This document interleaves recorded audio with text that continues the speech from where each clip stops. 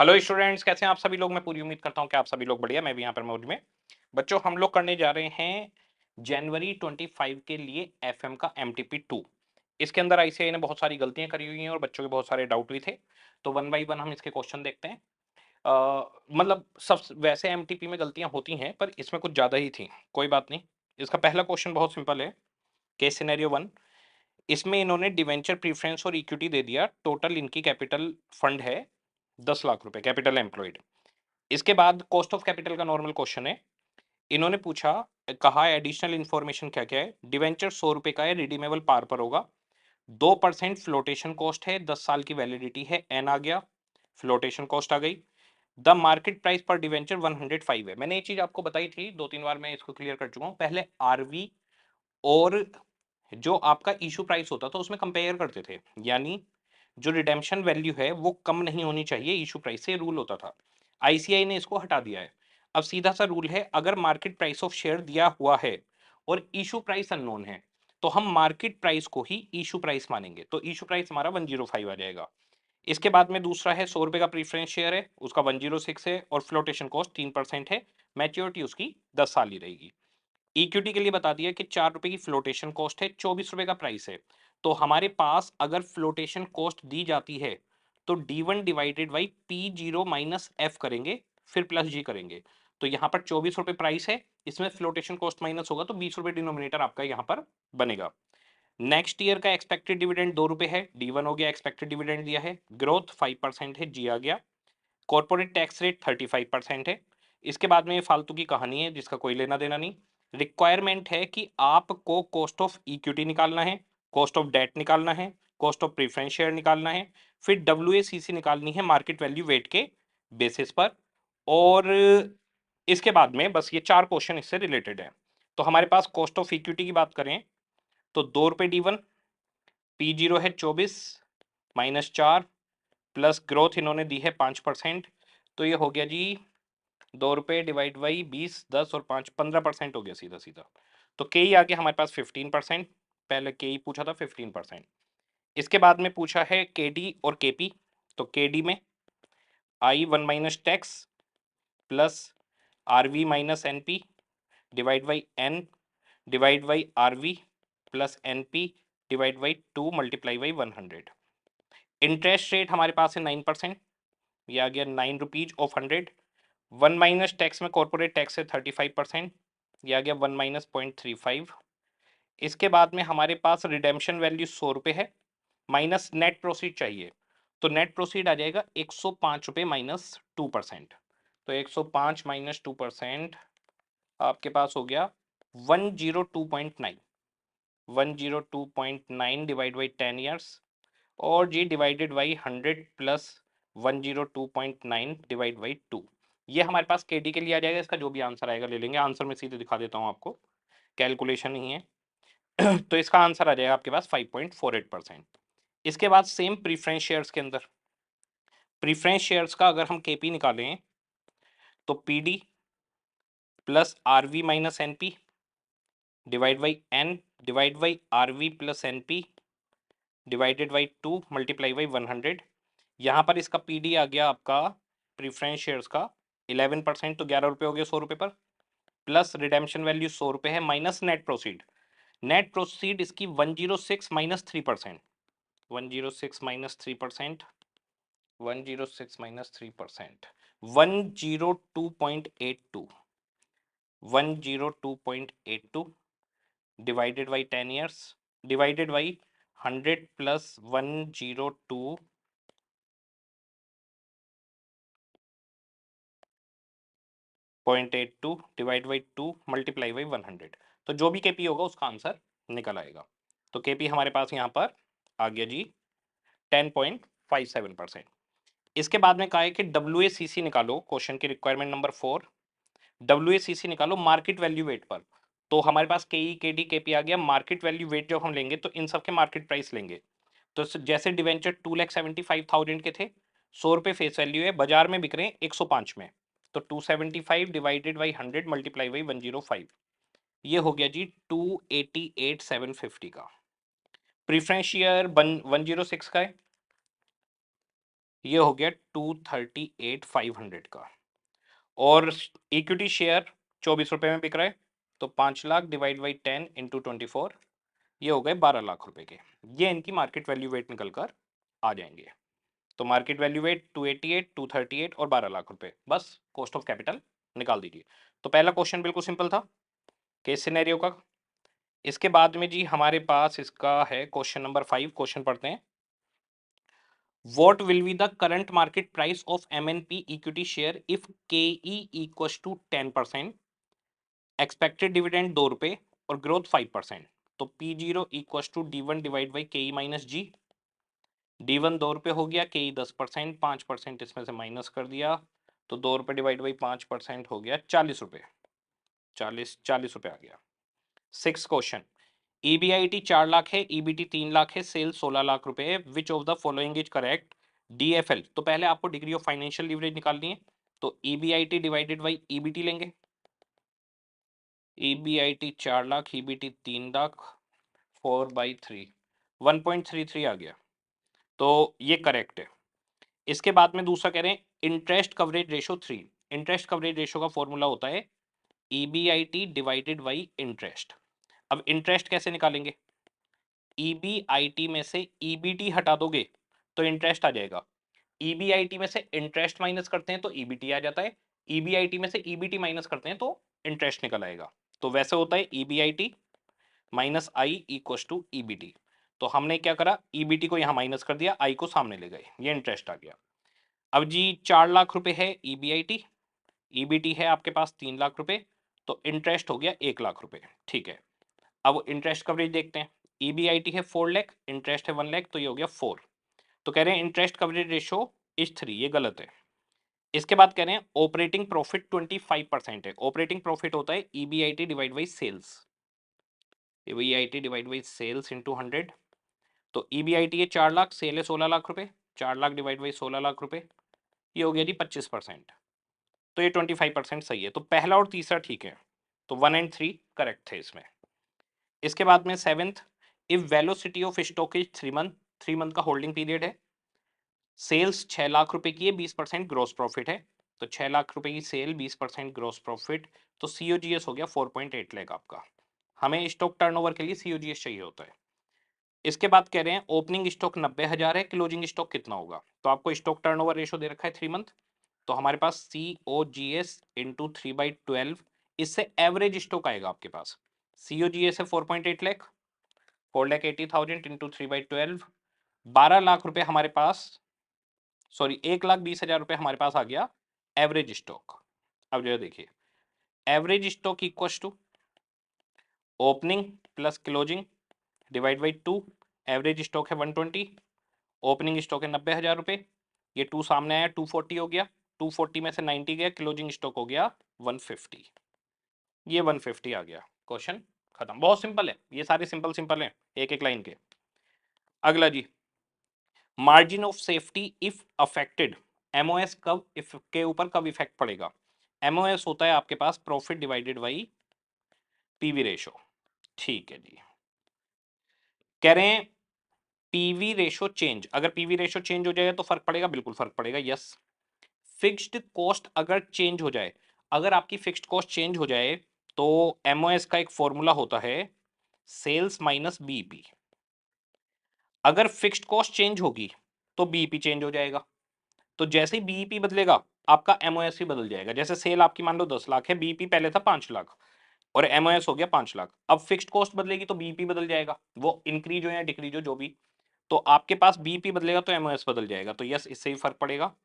Volume of cell change, अगर cell की volume बदल जाएगी, मान लो सेल 10 लाख की जगह 15 लाख की होने लग जाए, तो क्या MOS बदल जाएगा? यस, क्योंकि सेल में से बीईपी तो एज इट इज ही माइनस होगा, इससे ही फर्क पड़ेगा। तो पहला दूसरा तीसरा, इससे तीनों से फर्क पड़ेगा इसके ऊपर। इसके बाद में आ गए डिस्क्रिप्टिव क्वेश्चन, यहां से हमारा कार्यक्रम शुरू होता है।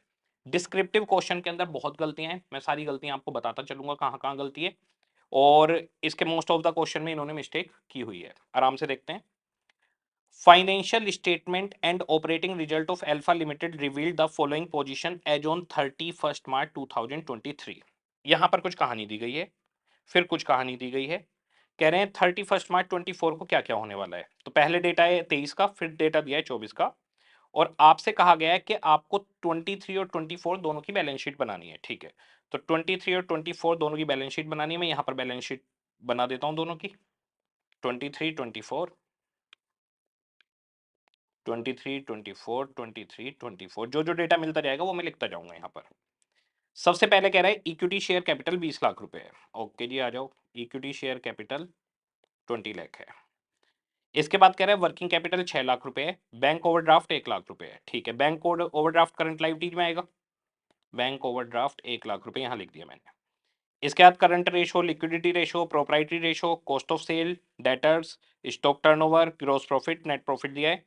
Closing stock 25% higher than opening stock है। ठीक है, there were also free reserve brought forward from earlier year. हमारे पास रिजर्व एंड सरप्लस भी हैं, ये लीजिए रिजर्व एंड सरप्लस भी हैं। इसके बाद में आगे कह रहे हैं करंट एसेट्स में स्टॉक, डेटर और कैश है। ओके जी, यहां पर हमारी करंट एसेट्स आ जाएंगी, इसमें स्टॉक, डेटर और कैश है। इसके बाद आगे कह रहे हैं हमारे पास this is the current liabilities expect bank overdraft treated as creditor. तो बैंक ओवरड्राफ्ट को क्रेडिटर की तरह लेना है, यानी क्विक रेशो में वो डिनोमिनेटर में माइनस नहीं होगा, और हमारी जनरल एजम्पशन भी यही रहती है। एमटीपी 1 के अंदर इन्होंने क्या किया था, बैंक ओडी को माइनस किया था क्विक रेशो में, मैंने उसको सोल्व करवाया हुआ है, बिना माइनस करे कैसे निकलेगा। एक्सपेंसेज इंक्लूड डेप्रीशिएशन ऑफ 90,000, 90,000 का डेप्रीशिएशन भी है। तो जो हमारी फिक्स्ड एसेट्स हैं वो जितनी भी होंगी उसमें डेप्रीशिएशन 90,000 का माइनस हुआ होगा, उसके बाद में वो बाहर आएगी। ये 23 के लिए है, फॉर 23। ओके, अब जरा एक एक रेशो पढ़ते हैं। सबसे पहले दिया है इन्होंने वर्किंग कैपिटल और करंट रेशो, इन दोनों का कॉम्बिनेशन बन जाता है, बैंक ओडी में लिख चुका हूं। वर्किंग कैपिटल है 6 लाख, करंट रेशो है 2.5। ठीक है, वर्किंग कैपिटल है 6 लाख रुपए, तो C A minus C L equal to 6 lakh, C A equal to 6 lakh plus C L. Okay, current ratio है C A divide by C L equal to 2.5 और current assets equal to 2.5 C L. तो इनका combination सीधा होता है कि current assets की जगह पर आप इस वैल्यू को लिख सकते हैं क्योंकि वो सी ए के बराबर है। तो 6 lakh plus C L equal to 2.5 C L, 1 C L सामने जाकर माइनस हो गया, 1.5 सी एल बचा। C L equal to 6 lakh divide by 1.5, ये 4 लाख रुपए आ गई। 4 लाख रुपए की हो गई करंट लायबिलिटीज। अब करंट एसेट्स की बात करें तो वो 2.5 सी एल थी, 2.5 इंटू 4 लाख, ये हो गई 10 लाख रुपए। तो हमारी करंट एसेट 10 लाख की हैं और करंट लायबिलिटीज 4 लाख की हैं। तो करंट लायबिलिटीज में अदर करंट लायबिलिटीज 3 लाख रुपए और हो गए, टोटल 4 लाख रुपए की हो गई। करंट एसेट्स का पूरा टोटल 10 लाख रुपए आएगा।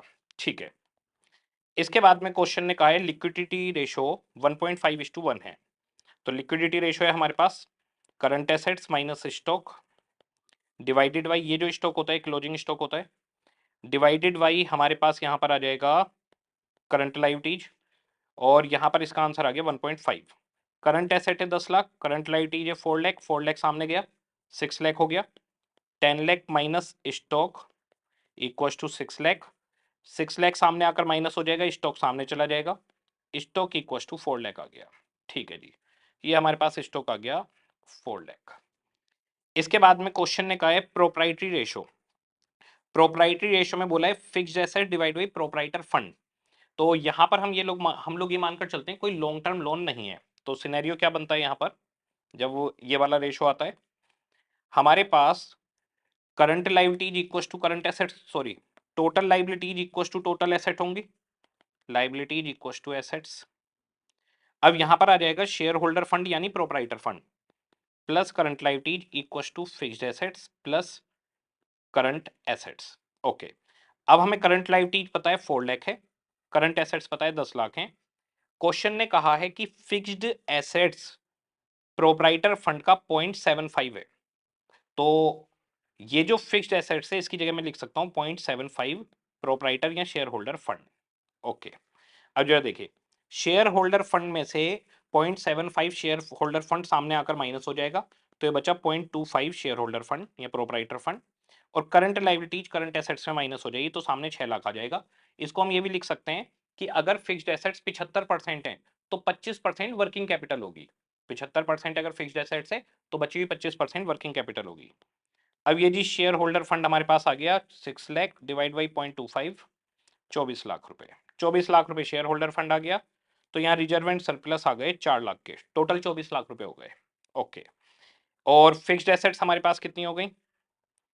फिक्स्ड एसेट्स हमारे पास हो गई 0.75 ऑफ 24 लाख, 24 लाख का 0.75 18 लाख रुपए हो गई हमारे पास फिक्स्ड एसेट्स। क्वेश्चन ने यहां पर बोला है कि फिक्स्ड एसेट्स कौन सी? Net fixed assets. Net fixed assets यानी डेप्रिसिएशन माइनस करने के बाद। तो इसका मतलब हमारी यहां पर 18 लाख आने वाली है। तो ये 18.9 लाख थी फिक्स्ड एसेट्स, 90,000 का डेप गया, 18 लाख रुपए आ गया। ठीक है, अब इसके बाद में हमारे पास अगला है कॉस्ट ऑफ सेल्स। यहां पर क्वेश्चन ने गड़बड़ करी हुई है। क्या गड़बड़ करी है वो मैं आपको बताता हूं। इन्होंने कॉस्ट ऑफ सेल नहीं सीओजीएस लिखना था यहां पर, तो ये एरर है यहां पर। कैसे एरर है वो मैं एरर आपको बताता हूं। ग्रॉस प्रॉफिट रेशियो है 20%, इसका मतलब सीओजीएस होगा 80%। ठीक है, और नेट प्रॉफिट रेशियो है सेल का 15%। तो नेट प्रॉफिट रेशो और कॉस्ट ऑफ सेल एक बराबर होते, मतलब एक दूसरे कॉम्प्लीमेंट्री होते हैं। कॉस्ट ऑफ सेल का मतलब होता है टोटल कॉस्ट, तो इसका मतलब कॉस्ट ऑफ सेल होना चाहिए 85%। सेल का 15% प्रॉफिट है तो 85% टोटल कॉस्ट यानी कॉस्ट ऑफ सेल है। अब यहां पर अगर ये कॉस्ट ऑफ सेल है 14.4 लाख, तो मेरे को इसको 85% से डिवाइड करना चाहिए। तो 14.4 लाख डिवाइड बाई 85%, सेल आएगी 16,94,117 रुपए, 94,117, ये मेरे पास सेल आएगी।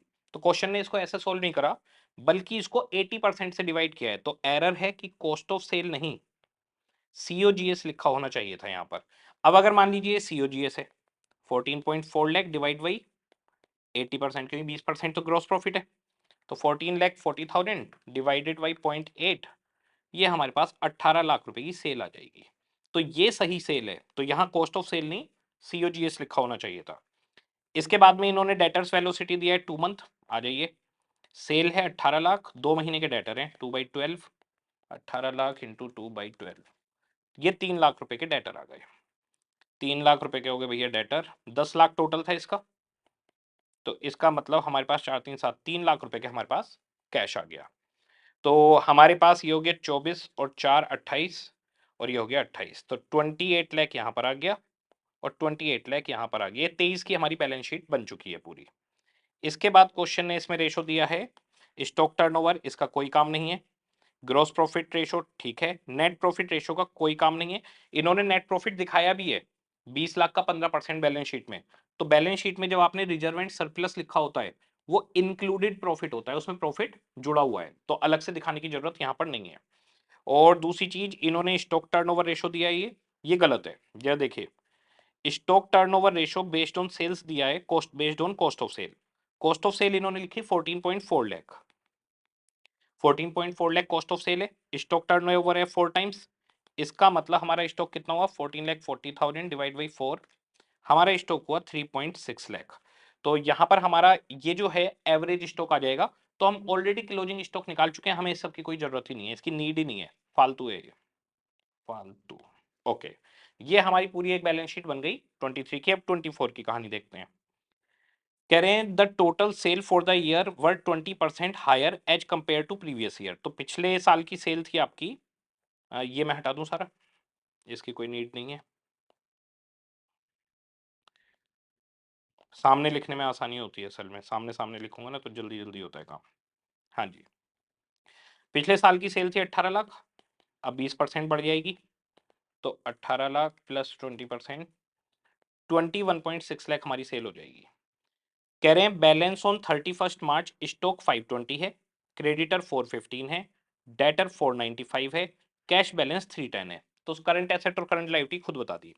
520 का स्टॉक 5.2 लाख, डेटर इन्होंने बोले 495, 4,95,000 के डेटर्स, और कैश बैलेंस इन्होंने बताया 3.1 लाख, 3.1 लाख का कैश बैलेंस। करंट एसेट्स पूरी दे दी। क्रेडिटर्स का इन्होंने बता दिया 415 है, तो 4,15,000 क्रेडिटर आ गए। ओके, इसके बाद में कह रहे हैं यहाँ पर bank overdraft fully discharge. Bank overdraft अगर फुल्ली डिस्चार्ज है वो जीरो हो गया अब यहाँ पर अगले साल। ऊपर कह रहे हैं लॉन्ग टर्म इन्वेस्टमेंट परचेज किया है 296,600 का, तो अब एक लॉन्ग टर्म इन्वेस्टमेंट और आ गया, लॉन्ग टर्म इन्वेस्टमेंट 2,96,600 का, 2,96,600। ओके, आगे इन्होंने कहानी बताई है यहां पर, percentage of gross profit on turnover has gone up from 20% to 25% and net profit ratio sale से 15 से 16% हो गया है। इसका कोई काम नहीं है, हमें कोई जरूरत ही नहीं है। आगे कह रहे हैं अ पोर्शन ऑफ फिक्स्ड एसेट्स वो वेरी ओल्ड, बुक वैल्यू 180। एक फिक्स्ड एसेट्स का हिस्सा था, 1,80,000 रुपए बुक वैल्यू थी, इसको 90,000 में आपने बेच दिया है, इस पर कोई डेप्रीशिएशन नहीं लगा था, मतलब 180 ही इसकी डब्ल्यूडीवी हुई है। तो अब जरा हमारे पास देखिए, एसेट थी हमारे पास 18 लाख रुपए की, ठीक है, 18 लाख रुपए का हमारा ओपनिंग बैलेंस है, 90,000 में आपने बेची है 180 वाली चीज, तो 90,000 का आपको लॉस हो गया।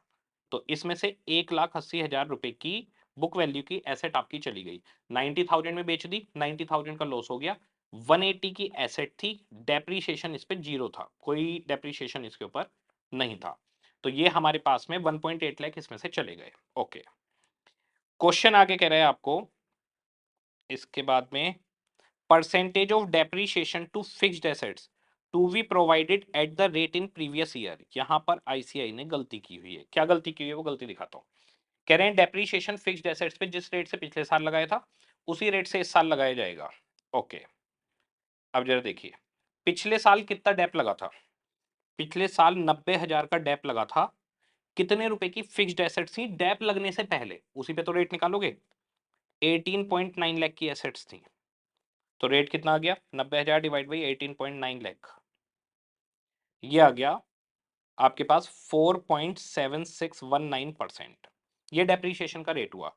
आईसीआई ने गलती क्या कर दी, इसके ऊपर डेप्रीशिएशन कैलकुलेट किया है नेट एसेट के ऊपर, यानी डेप्रीशिएशन लगने के बाद जो वैल्यू आई उस पे डेप का रेट निकाला है, तो 18 लाख पे निकालोगे, 90,000 डिवाइड बाई 18 लाख, तो ये आपके पास आ जाएगा 5%। ठीक है, कोई बात नहीं, 5% डेप लग गया। अब आपके पास कह रहे हैं 24 में भी सेम रेट ऑफ डेप रहेगा, तो सबसे पहली चीज तो इन्होंने ये नहीं बताई कि जो ये एसेट बिकी है 1.8 लाख की, ये स्टार्टिंग में बिकी है या एंड में बिकी है, पर ये कह दिया उस पर कोई डेप ही नहीं लगता, चलो जी कोई बात नहीं।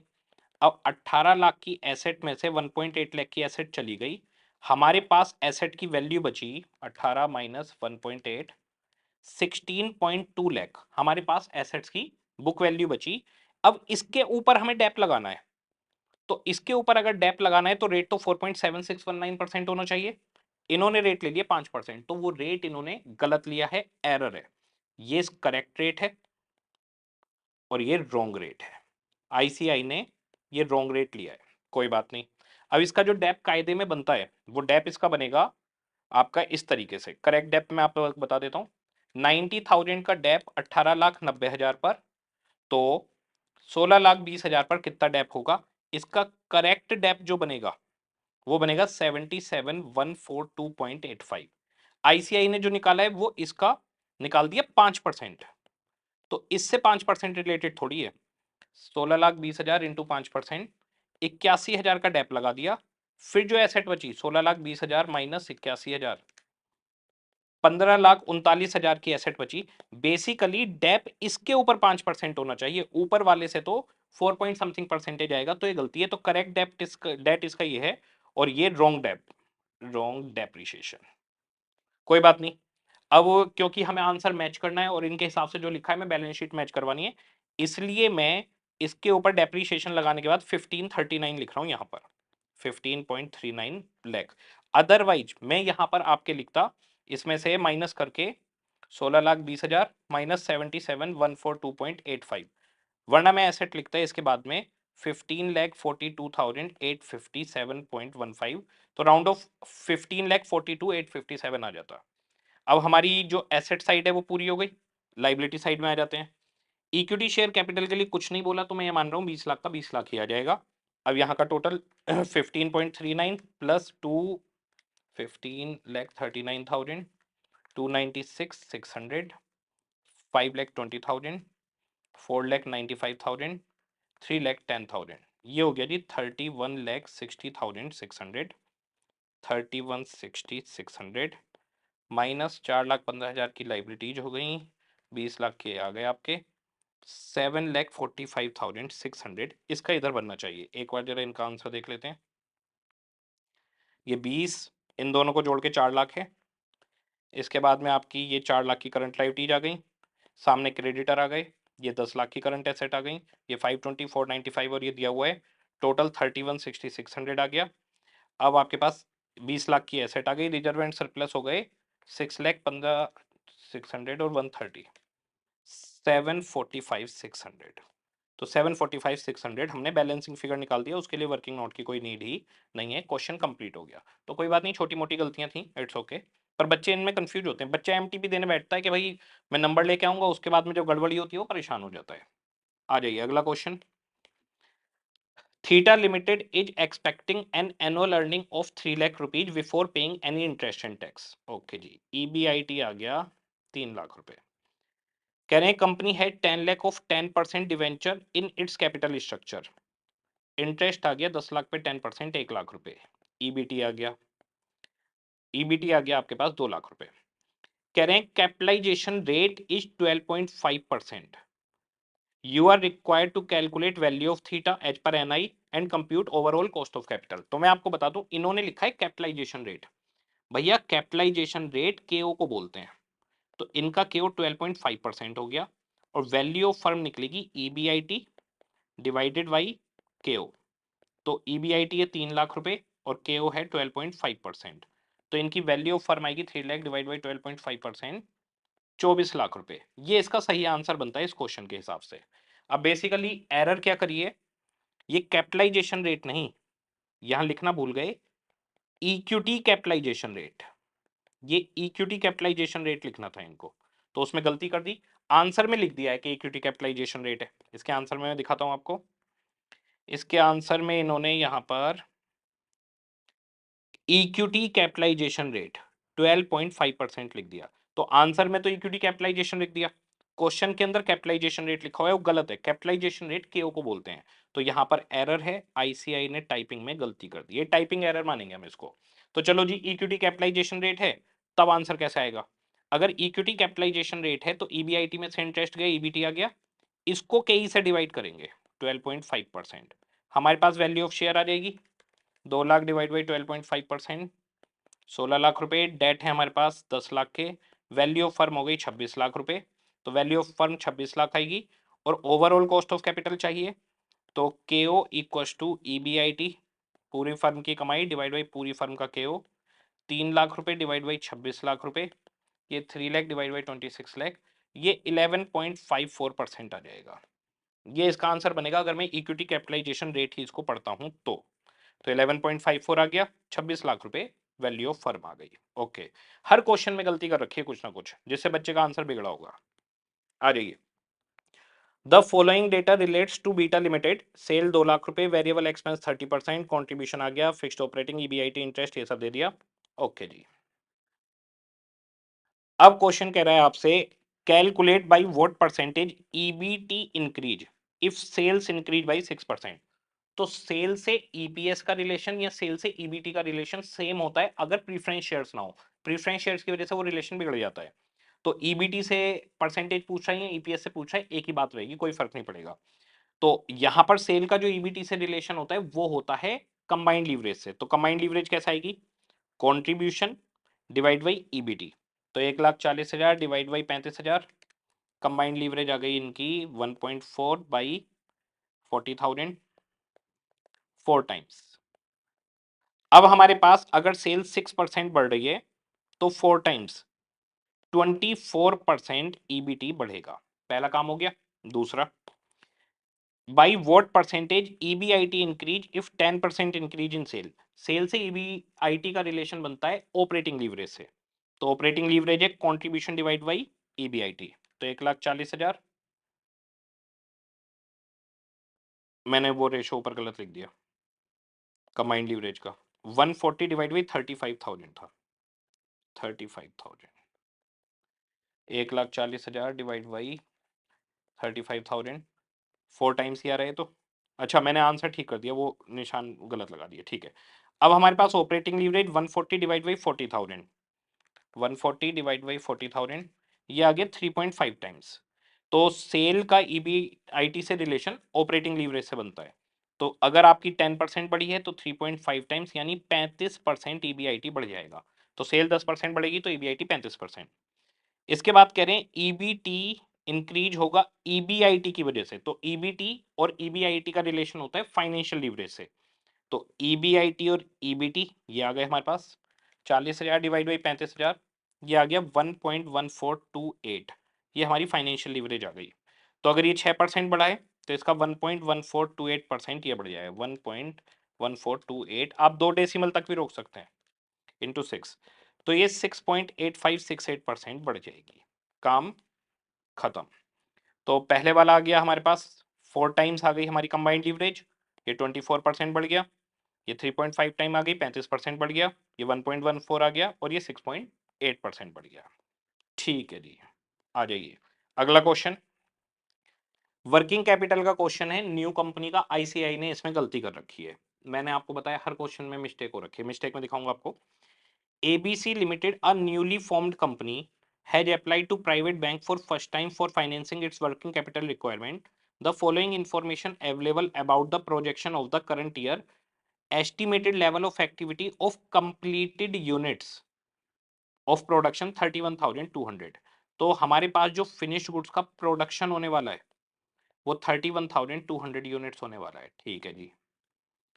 इसके बाद रॉ मटेरियल 40 रुपए पर यूनिट है, वेजेज 25 रुपए पर यूनिट है, ओवरहेड 40 रुपए पर यूनिट है जिसमें 10 रुपए डेप्रीशिएशन के हैं। तो इसका मतलब ओवरहेड में कैश में 30 रुपए पर यूनिट है। सेलिंग प्राइस 150 है। ग्रॉस प्रॉफिट रेशो बोला है कैश कॉस्ट के बेसिस पर 30% है। ये गलती है। गलती कैसे है मैं बताता हूं। 150 रुपए सेल प्राइस है, 30% इसमें से ग्रॉस प्रॉफिट माइनस किया कैश कॉस्ट वाला, तो इसका मतलब कैश कॉस्ट हो गई 105 पर यूनिट। 105 रुपए कैश कॉस्ट हो गई। अब जरा कैश कॉस्ट को जोड़ना, 40 प्लस 25 प्लस 30, 40 प्लस 25 प्लस 30, ये 95 आ रही है जी। 40 प्लस 25 प्लस 30, 95 रुपए है कैश कॉस्ट। तो यहां पर ये ग्रोस प्रॉफिट 30% गलत दिया हुआ है। सच्चाई ये है 150 रुपए में से अगर टोटल कॉस्ट माइनस करोगे डेप्रीशिएशन मिलाकर, मतलब 40 प्लस 25 प्लस 40 पूरे 40 माइनस करोगे तब 105 रुपए आएगा और आपके पास ये 105 आएगा और तब हमारे पास आपका 30% ग्रोस प्रॉफिट बचेगा। तो ये ग्रोस प्रॉफिट रेशो के आगे जो कैश कॉस्ट लिखा है ये गलत है, एरर। ये कैश कॉस्ट पे नहीं, ये टोटल कॉस्ट पे दिया हुआ है। टोटल कॉस्ट हमारे पास 70% अगर मैं निकालूं 150 का 70% टोटल कॉस्ट, तो वो 105 रुपए आ रही है। तो टोटल कॉस्ट 105 है यहाँ पर प्रोडक्शन तक की, सीओजीएस की। इन्होंने इसको कैश कॉस्ट लिख दिया जबकि कैश कॉस्ट 95 है।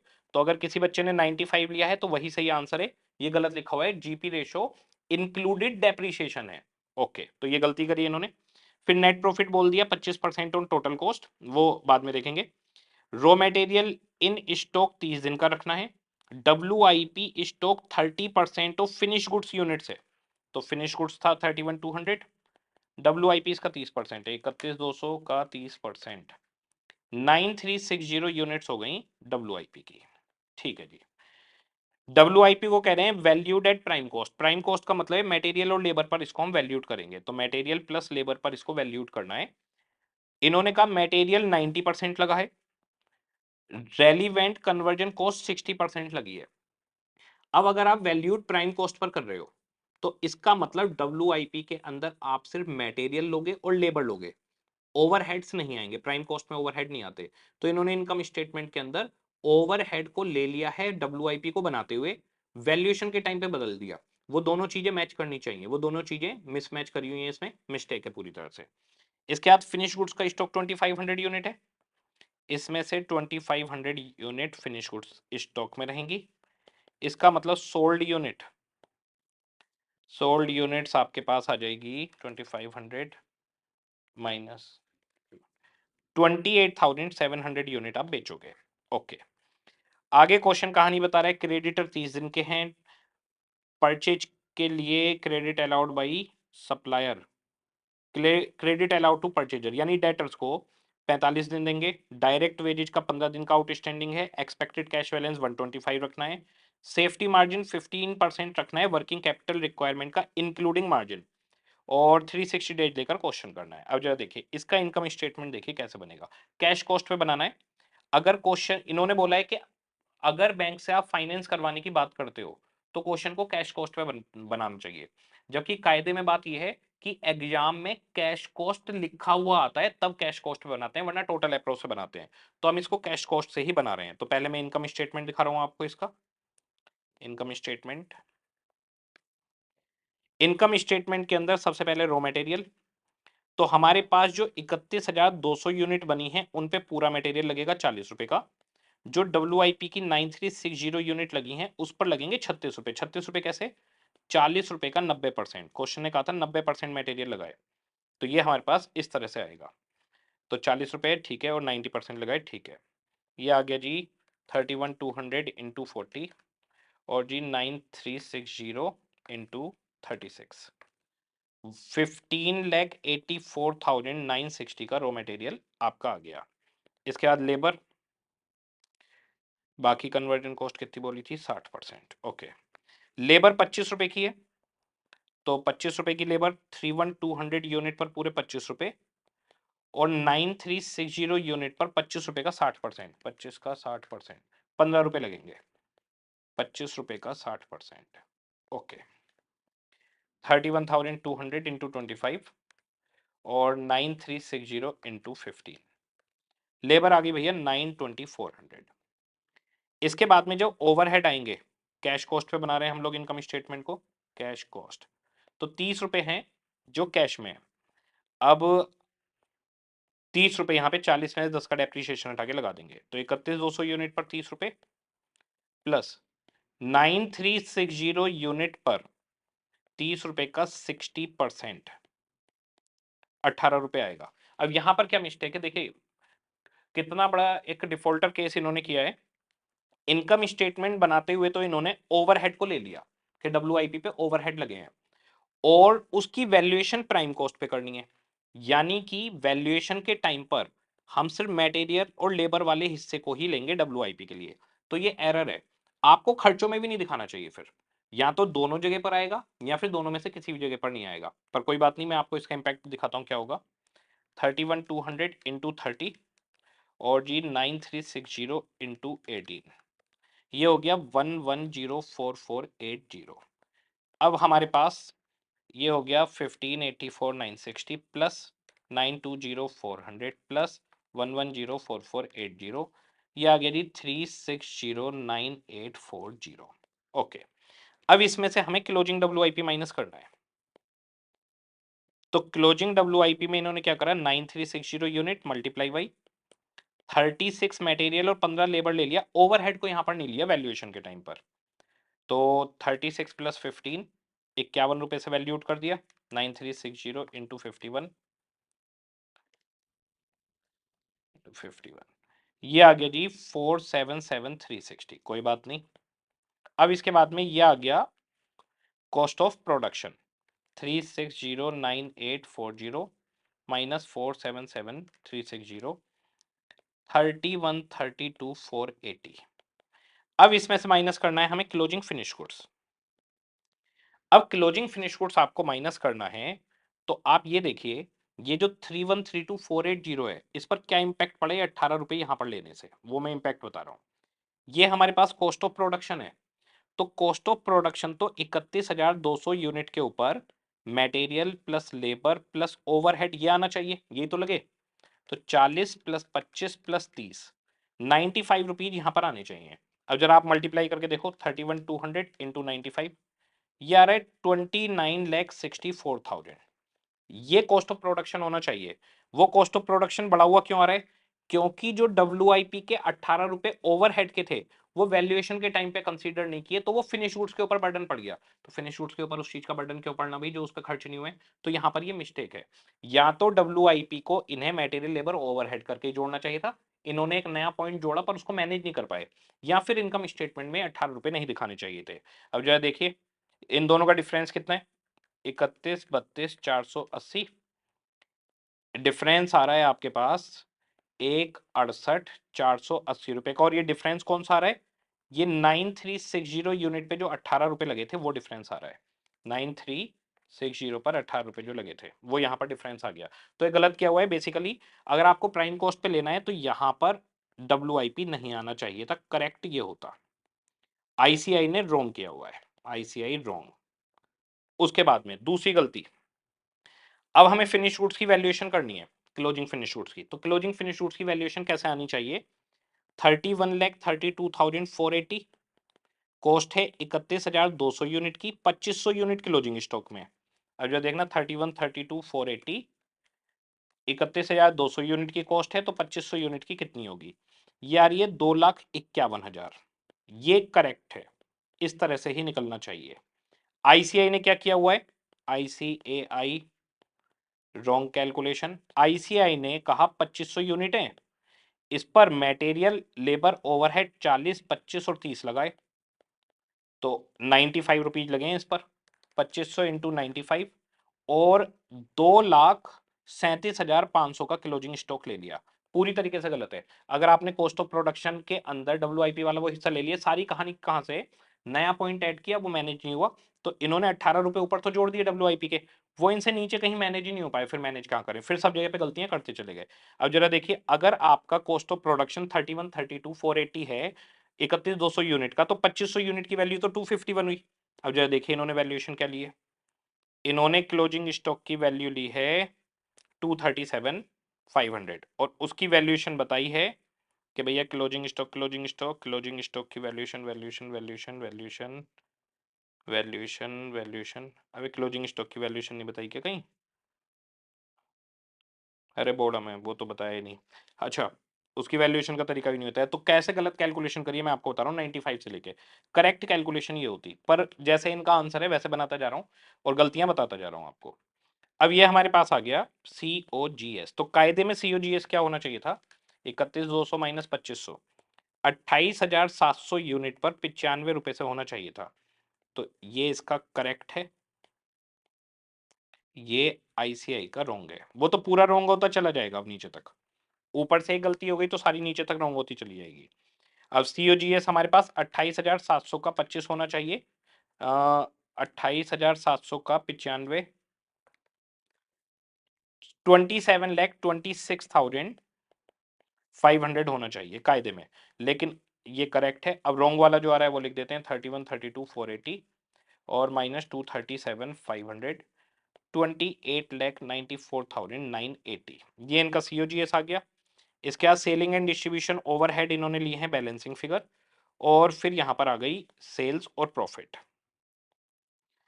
प्रॉफिट इन्होंने क्वेश्चन में बोला हुआ है हमें, क्वेश्चन में इन्होंने बोला है profit profit profit profit, net profit total cost का 25% है, तो टोटल कॉस्ट का 25 है तो सेल का हो गया 20%, ऑन सेल्स 20%, ठीक है। अब सेल का 20% आपका प्रॉफिट आ गया, तो सेल आपके पास आ रही है 150 रुपए में बेचना है, 28,700 यूनिट 150 रुपए से, 43,05,000, इसका 20% हो गया प्रॉफिट 8,61,000, और इसमें से 28,94,980 माइनस कर दिए, 549,020 हमारे पास balancing figure selling and distribution overhead की निकल कर आ गई। तो सेलिंग एंड डिस्ट्रीब्यूशन ओवरहेड हमारे पास आ गए 28,94, 1 मिनट, 28,94,980 आ गए। इसके बाद में प्रॉफिट आ गया 8,61,000 इनका, और सेल 41,35, 41,30, सेल प्राइस कितना है, 1 मिनट, मैंने सेल प्राइस गलत ले लिया शायद, profit profit profit 1 minute 1 minute, sale price 150 रुपये पर यूनिट है, 150 रुपये पर यूनिट सेल प्राइस है, 41,35,686 डिवाइड बाई 150, ये तो 27,571 यूनिट आ रही है, अरे पूरा गलत कर दिया इन्होंने, ये भी रॉन्ग है, एरर, रॉन्ग। सेल प्राइस तो पूरा पूरा हमारे पास गिवन है कि 150 रुपये आएगा, यूनिट हमारे पास आ चुकी हैं 31,200 में से 2500 यूनिट क्लोजिंग स्टॉक में, तो 28,700 यूनिट 150 से बिकेंगी। ये सही आंसर है, करेक्ट। तो पूरा का पूरा क्वेश्चन फैल गया, पूरा क्वेश्चन खराब कर दिया इन्होंने। उसके बाद वर्किंग कैपिटल स्टेटमेंट में ही पूरा रायता फैला दिया। तो इस क्वेश्चन पे तो बिग कांटा लगा दो, गलतियां ही गलतियां हैं, इग्नोर मारो, आगे बढ़ो। आगे बढ़ते हैं जी। Return on equity is Satya limited is 15%, ROE 15% है। Capitalisation rate applicable to company 20% है। सत्या लिमिटेड की बुक वैल्यू पर शेयर 125 रुपए चल रहा है। Calculate intrinsic value of share today using Gordon and Walter model if the company's policy to retain 65% of the earning. ठीक है, हम जो रिटेंशन करेंगे, रिटेंशन वो 65% है। ग्रोथ निकालने के लिए हमें चाहिए होता है बी इंटू आर, तो बी हमारे पास आ गया 65%। रिटर्न हमारे पास इन्होंने दी हुई है रिटर्न ऑन इक्विटी 15%, और ठीक है, रिटर्न ऑन इक्विटी 15% आ गया, तो ग्रोथ इनकी आ गई 0.65 मल्टीप्लाई बाई 0.15 इंटू 100, ये आ गया 9.75%। ये ग्रोथ आ गई। तो G equal to B into R, B भी गिवन है, आर भी गिवन है, रिटर्न ऑन इक्विटी गिवन है। अब मेरे पास कैपिटलाइजेशन रेट इन्होंने 20% बोल दिया, कैपिटलाइजेशन रेट के को बोलते हैं। गॉर्डन और वोल्टर में ये माना जाता है कि हमारे पास कोई डेट नहीं है, तो कोई डेट नहीं है तो केई और केओ सेम हो जाते हैं, तो कैपिटलाइजेशन रेट या इक्विटी कैपिटलाइजेशन रेट एक ही बात है। ये आ गया जी 20%। अब मेरे को गॉर्डन में चाहिए, प्राइस पूछा इन्होंने P0 equal to D1 divide by K minus G, और वोल्टर में मुझे चाहिए P equal to dividend plus earning minus dividend multiply by R by K divided by K. ये मेरे पास फॉर्मूला रहता है। अब डिविडेंड कितना होगा, क्वेश्चन ने हमें अर्निंग नहीं बताई, परसेंटेज बताई हुई है कि हमारी जो रिटर्न ऑन इक्विटी है वो 15% है, 15% हम कमा रहे हैं, शेयर 125 का है, तो 125 पे 15% कमा रहे हो तो 18 रुपए 75 पैसे आप कमा रहे हो, ये ईपीएस है, अर्निंग है। तो ईपीएस हमारे पास आ गया अर्निंग, यहां लिख देता हूं अर्निंग 18 रुपए 75 पैसे, और इसमें आप 65% रिटेन कर रहे हो, तो डिविडेंड कितना दे रहे हो आप, डिविडेंड हो गया 18.75 माइनस 65%, 6.5625, ये आपका डिविडेंड बनेगा। ठीक है, जाके देख लेते हैं सारी चीज। 9.75% आ गई ग्रोथ। डिविडेंड के लिए आपके पास जो यहां पर ये डिविडेंड आया है 6.5625, ये एक्सपेक्टेड डिविडेंड माना गया है पूरे डिविडेंड डिसीजन में, सारे क्वेश्चंस में इसी को D1 माना जाएगा। इन्होंने जो इसका सॉल्यूशन दिया है इसको D0 मान के दिया है, तो गलत क्या हुआ है, D1 ही माना जाएगा। आपके पास मार्केट प्राइस है 125, आपकी कमाई है 18.75, अब इसमें से डिविडेंड डिस्ट्रीब्यूट होना है, तो हम 65% रोकेंगे और 35% डिविडेंड देंगे, तो ये एक्सपेक्टेड डिविडेंड बनेगा। डिविडेंड डिसीजन चैप्टर जब भी डिविडेंड की बात आती है उसको D1 मान के चलता है, क्लैरिटी ना हो तो, और नॉर्मल क्वेश्चंस में तो हर जगह D1 मानता है, तो इन्होंने गलत किया है, इसको D1 मान के सोल्व करना चाहिए था। तो यहां पर इनकी ये गलती है कि यहां पर जो D1 है, इन्होंने यहां पर D1 निकाला है D0 1 प्लस जी, D0 ये लिया और 1 प्लस जी ले लिया, ये 1 प्लस जी की जरूरत नहीं थी, बल्कि इसका 6.6525 ही D1 बनता, ये गलत है, ये एरर है, पता नहीं क्या ही एमटीबी बना दिया। उसके बाद में फिर आपके पास में आ गया यहां पर वोल्टर मॉडल, वोल्टर के अंदर डिविडेंड 6.5625 ले लिया। भैया जो वोल्टर का डिविडेंड होता है और जो गॉर्डन का डिविडेंड होता है वो दोनों सेम फिगर होती है, सेम टू सेम, तो बेसिक सी बात है, तो सारे बच्चों ने क्या हुआ है, तो यहां पे डिविडेंड बदल दिया, पूरे क्वेश्चन की ऐसी तैसी फेर दी। आ जाओ जी, इसके बाद में अगला question. Hem Prakash private limited is globally recognised consultancy firm, इसका वैसे मैं आंसर आपको अपने पास से बता दूं, सही क्या है, इसका आंसर सही बता देता हूं मैं आपको। P0 इक्वल टू D1 आएगा 6.5625, के ही है आपका 20%, और उसमें से ग्रोथ चली गई 9.75%। इसका सही आंसर बनेगा आपका 20 माइनस 9.75, 10.25, 6.5625 डिवाइडेड बाई 64 रुपीज, ये 64 रुपीज आएगा। और इसका आंसर आपका ठीक आ रहा है जो आंसर में दिया हुआ है, सिर्फ फिगर्स लिखनी है, ठीक है वो। हाँ जी, अब चलते हैं थर्ड पर। Hem Spurs Private Limited is globally recognized consultancy firm having its presence in various countries across the globe and is currently headquartered at Ahmedabad, India. India के अंदर इनका हेडक्वार्टर, बाकी पूरी दुनिया में इनकी ब्रांच है। It plans to commence a new branch in Australia owing to the untapped opportunities available there in outsourcing business. The company hired a professional for preparation of projected report and fee paid 2 lakh rupees. Company also incurred 5 lakh rupees on R&D. तो मैं आपको बता दूं, हर company कोई भी project start करने से पहले उसके रिसर्च पर, उसकी प्रोसेसिंग फीस, उसके बजट बनाना, ये सारे काम करती है। जितनी भी कॉस्ट होती है ये सब संक कॉस्ट होती है, ये कैपिटल बजटिंग में काम नहीं आती। तो संक कॉस्ट है, इग्नोर कर देंगे। इसके बाद में क्वेश्चन कह रही है कि भाई हमें इनिशियल आउटफ्लो जो चाहिए वो 25 करोड़ रुपए चाहिए। For buying property and setting up the other infrastructure it will also require working capital of 5 crore. तो 25 करोड़ तो पहले चाहिए, 5 करोड़ चाहिए इन्वेस्टमेंट हो गया एसेट्स में, और ये वर्किंग कैपिटल में। टोटल 30 करोड़ रुपए का आपका स्टार्टिंग में आउटफ्लो होगा। कह रहे हैं company is planning to operate up for a very long period, however for the sake of simplicity calculation shall be made for 10th year. तो वैसे लंबा चलाएंगे पर कैपिटल बजटिंग में 10 साल कंसीडर करेंगे। Earning before tax but after deducting interest expense यानी EBT estimated would be given below. तो आपको ईबीटी दे दिया, हमें ईबीटी नहीं चाहिए होता, हमें चाहिए होता है ऑपरेटिंग प्रॉफिट। तो इसके अंदर जो इंटरेस्ट है वो जोड़ दिया जाएगा, तो हमारे पास ईबीआईटी आएगा। कोई बात नहीं, ये इन्होंने यहां पर दे दिया पूरा ईबीटी।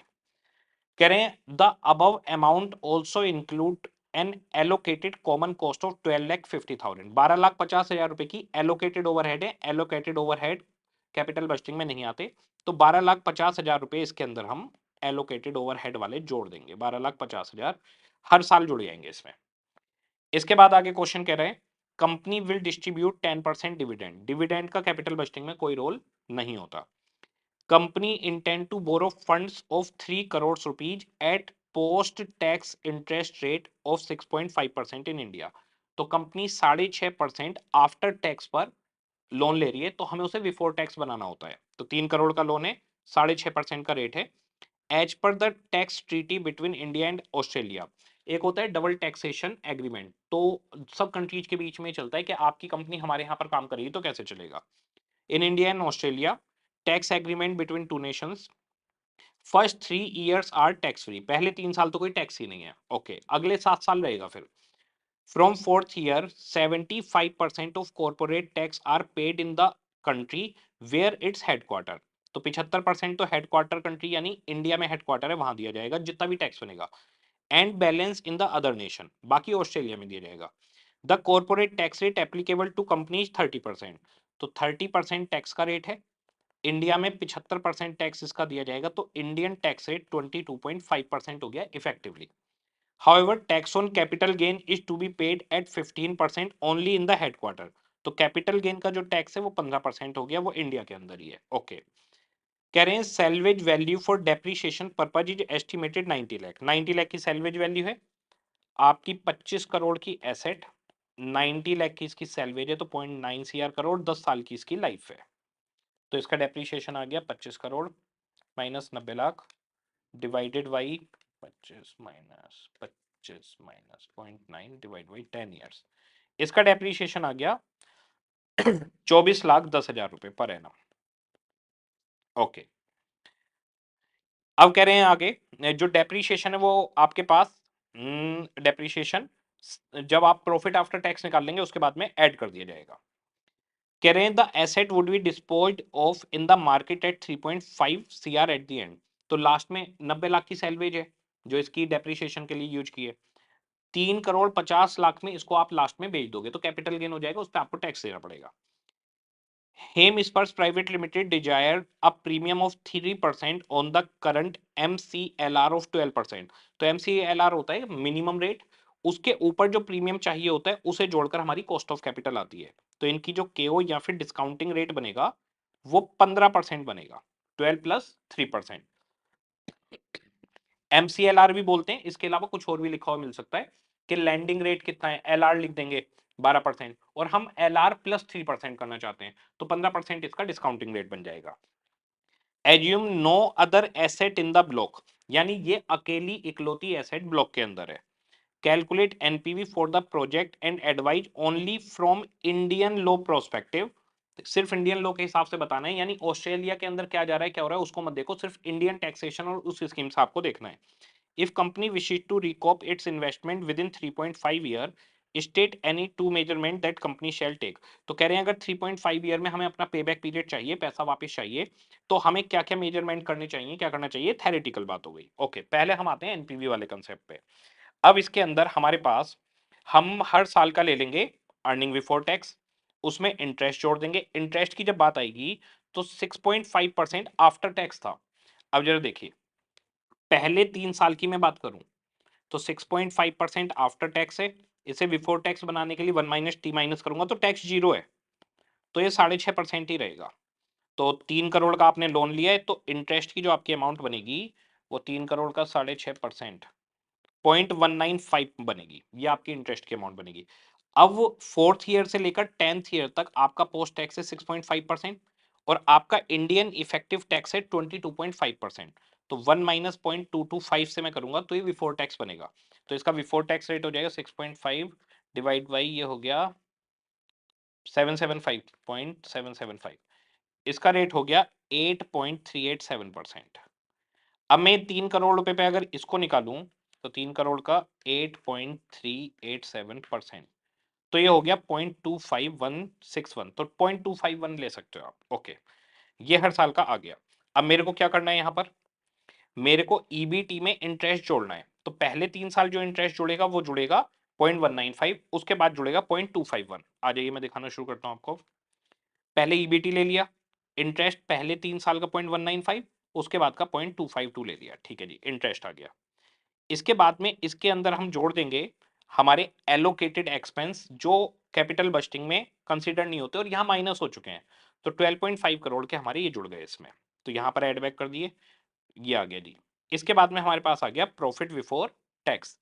टैक्स इसमें माइनस किया, पहले 3 साल कोई टैक्स नहीं है, उसके बाद में पहले जीरो टैक्स, उसके बाद में 22.5% टैक्स लगाएंगे। आप चेक कर सकते हैं, इसका 22.5 लगेगा।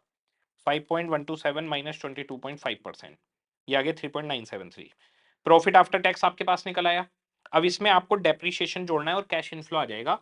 यहां पर मैं आपको एक गेम बताता हूं। जब हमारे ब्लॉक में एक ही एसेट रह जाती है, ओनली वन एसेट इन ब्लॉक, तो हमारे पास 1 से लेकर 9 ईयर तक डेप्रीशिएशन लगता रहेगा। जो एसेट का लास्ट ईयर होता है, सेक्शन 32 कहता है उसमें हम डेप्रीशिएशन नहीं लेंगे, बल्कि लास्ट ईयर में जितनी भी डब्ल्यू एसेट की बची होगी उस डब्ल्यू और सेल वैल्यू का डिफरेंस लेकर सेक्शन 50 के अंदर उस पर इनकम टैक्स लगा देंगे कैपिटल गेन के रेट से। ये हमारे पास रूल रहता है। अब जरा देखिए, आपने एसेट ली थी 25 करोड़ की, 24.1 लाख का डेप्रीशिएशन है, 9 साल तक का डेप्रीशिएशन माइनस कर दो इसमें से, फिर बताओ इसकी डब्ल्यू बची कितनी। तो 24.1 इंटू 9 ईयर्स, ठीक है, 24.1 लाख, 9 साल तक का डेप,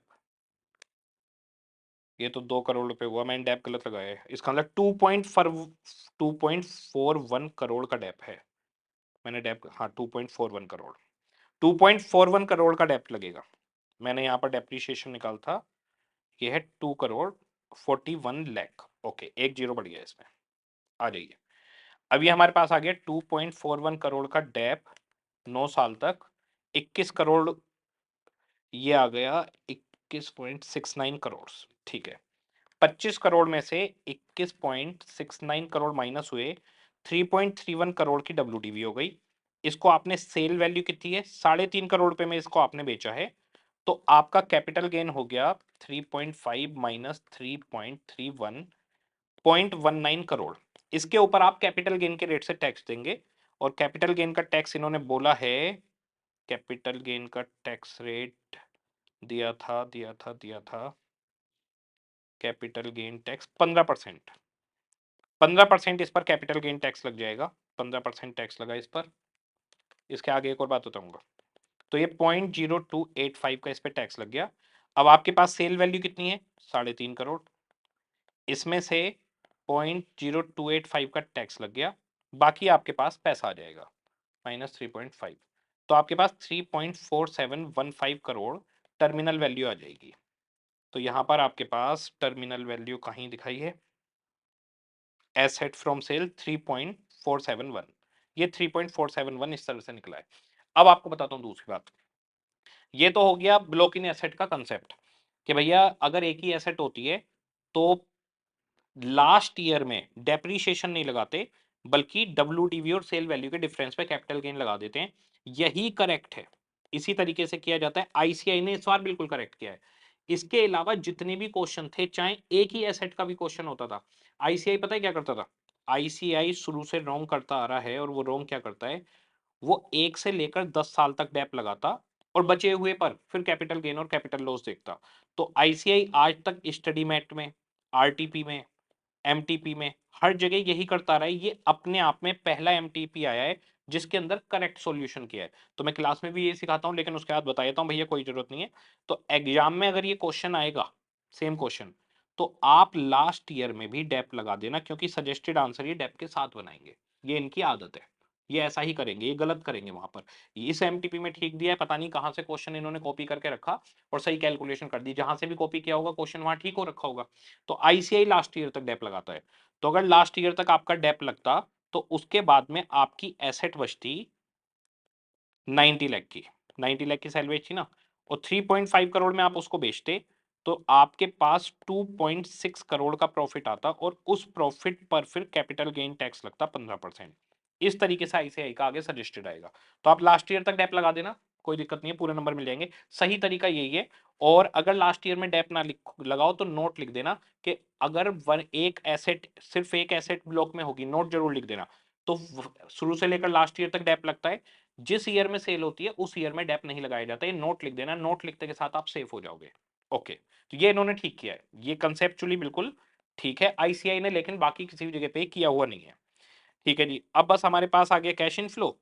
कैश इनफ्लो की डिस्काउंटिंग फैक्टर लेके प्रेजेंट वैल्यू निकाल दीजिए। प्रेजेंट वैल्यू में से आउटफ्लो माइनस करिए और आपके पास एनपीवी निकल कर आ जाएगा। कहानी खत्म। ये हमारे पास पूरा ओवरऑल था। इसके बाद इन्होंने पे बैक पीरियड का बताया है। पे बैक पीरियड निकाल कर इन्होंने देखा, तो मैंने वो चीज चेक नहीं की है। पे बैक पीरियड इन्होंने निकाल कर यहाँ पर दे दिया कि इनका पे बैक पीरियड आ रहा है 4.262 ईयर्स, और कंपनी को चाहिए 3.5 ईयर के अंदर। तो वो क्या क्या कर सकती है? तो बेसिकली वो ऑपरेशनल कॉस्ट को कम करे। ऑपरेशनल कॉस्ट कम होगी तो कैश फ्लो बढ़ेगा, पे बैक जल्दी आ जाएगा। वो मार्केटिंग को इंप्रूव करे जिससे सेल बढ़ जाए, तो सेल बढ़ेगी तो उसके बाद में आपके पास कलेक्शन बढ़ेगा, तो आपका पे बैक पीरियड जल्दी आ जाएगा। इस तरीके की बातें दी हैं, और बताया है कि ये सिर्फ इलस्ट्रेटिव है, सिर्फ ऐसे ही लिख दिया है हमने। ओके, ये हमारे पास पूरा का पूरा चैप्टर खत्म हो गया, पूरा एमटीपी। और एमटीपी के अंदर आपकी बाकी की थ्योरी के क्वेश्चन है वो इसके देख लेना, क्योंकि जो एमटीपी आरटीपी में थ्योरी आती है उसकी प्रोबेबिलिटी एग्जाम में आने की बढ़ जाती है। तो एमटीपी 2 में बच्चों को बहुत दिक्कतें थी, बनती भी है, क्योंकि गलतियां इतनी सारी थी। आप एक बार देख लेना, गलतियां शॉर्टेड हो जाएंगी। और मैं कहूंगा कि इस एमटीपी को आप पूरी तरह से इग्नोर कर दीजिए। इतनी गलती वाला एमटीपी करके अपना दिमाग खराब करने का कोई फायदा नहीं है। ओके जी, सभी को टाटा बाय बाय।